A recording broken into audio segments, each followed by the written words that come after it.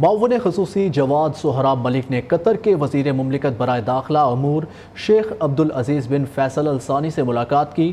دونوں رہنماؤں نے سیکیورٹی کے شعبہ میں تعاون کا جائزہ لیا۔ وزیر اعظم کے معاون خصوصی برائے سمندر پار پاکستانی زور ترقی انسانی وسائل جواد سہراب ملک اور وزیر مملکت برائے داخلہ قطر عبدالعزیز بن فیصل بن محمد الثانی کے درمیان ایک اہم ملاقات ہوئی۔ ملاقات میں دو طرفہ تعاون اور اقتصادی ترقی پر بات چیت ہوئی ہے۔ ملاقات کے دوران معاون خصوصی نے قطر کے بنیادی ڈھانچے کی ترقی میں پاکستانی تارکین وطن کے اہم کردار پر روشنی ڈالی اور قطر کی اقتصادی جدید کاری میں مدد کے لیے انتہائی ہنرمند اور پیشہ ور افرادی قوت کی فراہمی جاری رکھنے کا ارادہ ظاہر کیا۔